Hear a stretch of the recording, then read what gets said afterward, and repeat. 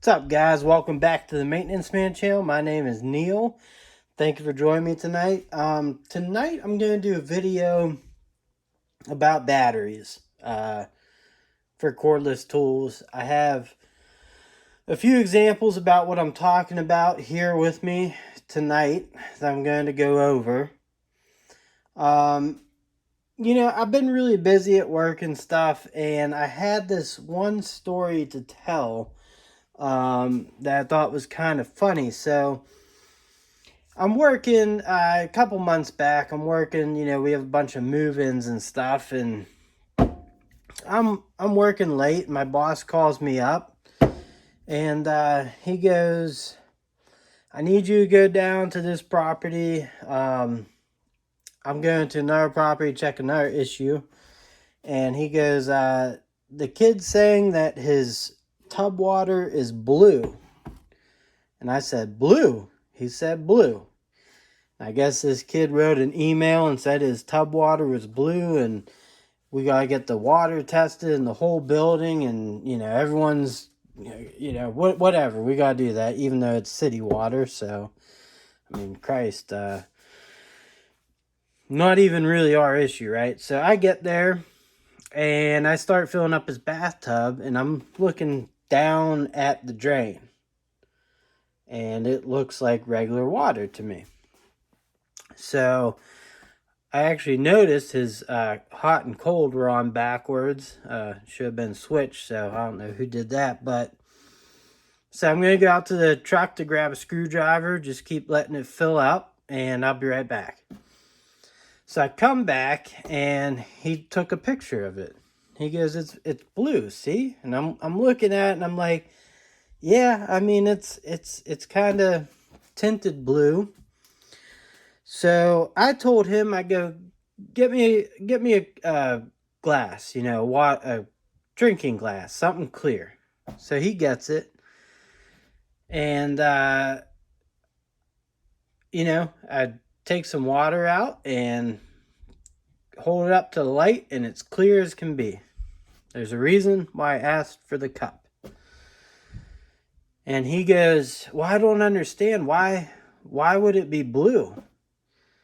Like, what's wrong with it? I don't understand." I said, "Well, your whole bathroom is white. The walls are white, the tub's white, the tub surround is white. You have lights on, and you have 3 bottles of blue soap in the tub." Now, I'm not college educated like this kid is, but I said that's where the blue's coming from. I scooped out like 10 glasses of water, showed him up to the light, and he got it. He understood. I don't think he actually understood, but he did understand. So if you ever have that issue as an apartment maintenance guy, or they say their water is a color, take some out, hold it up to the light, show them. Anyway, so we got batteries here, okay?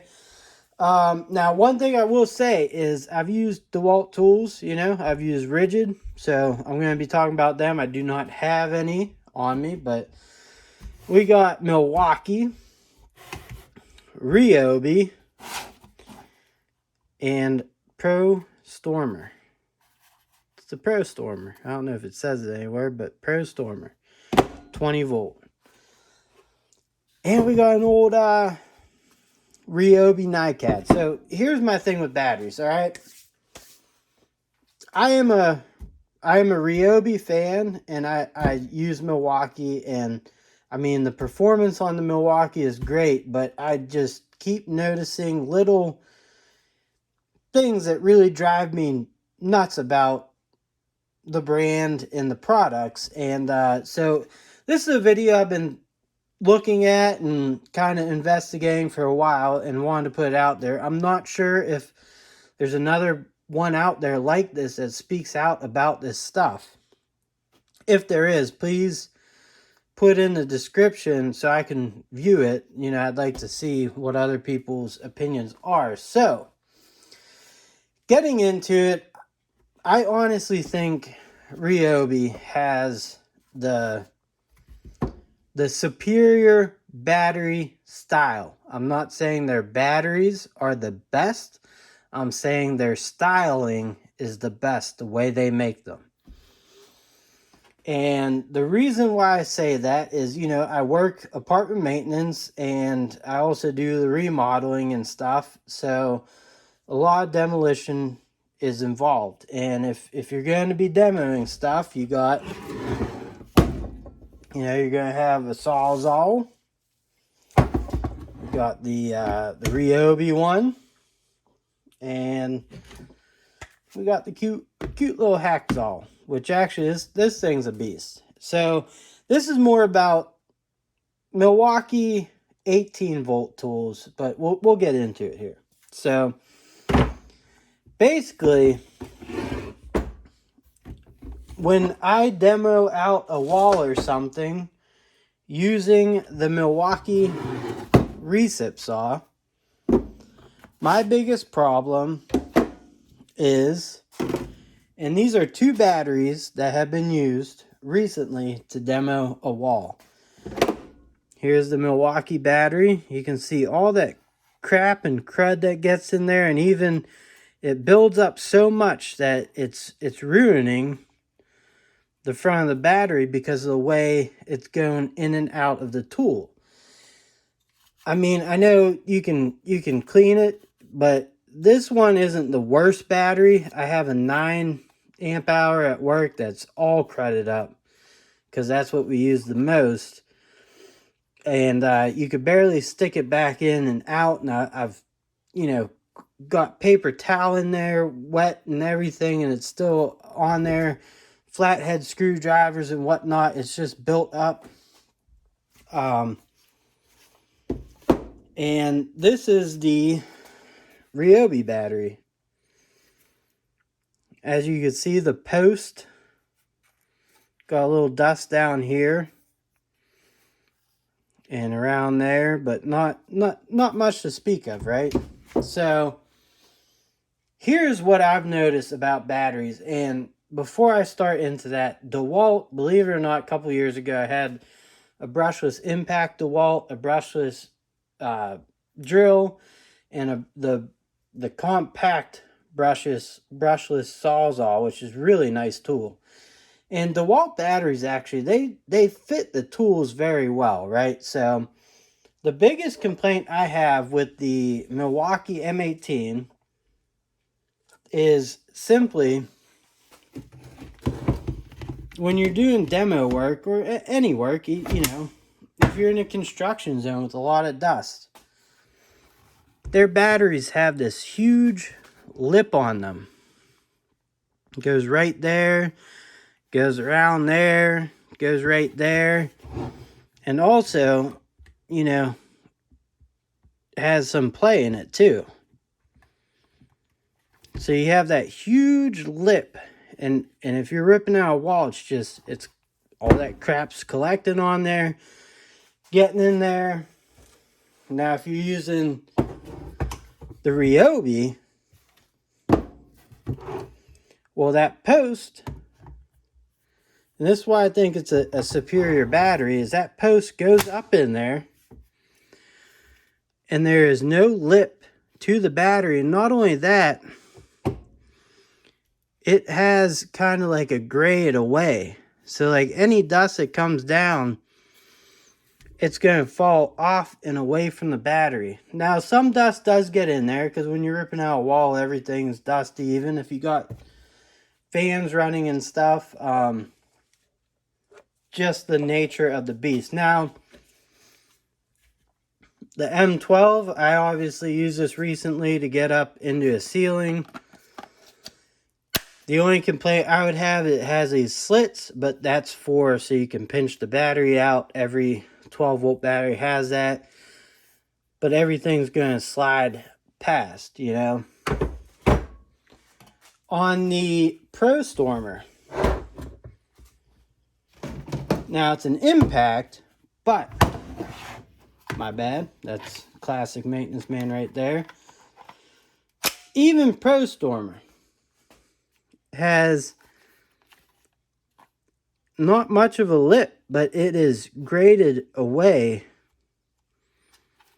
from where it goes, and there's a little bit of play, you know, but it's graded away, kind of like DeWalt. So it's pretty nice and snug, and it goes away, and you don't get a lot of dust in there.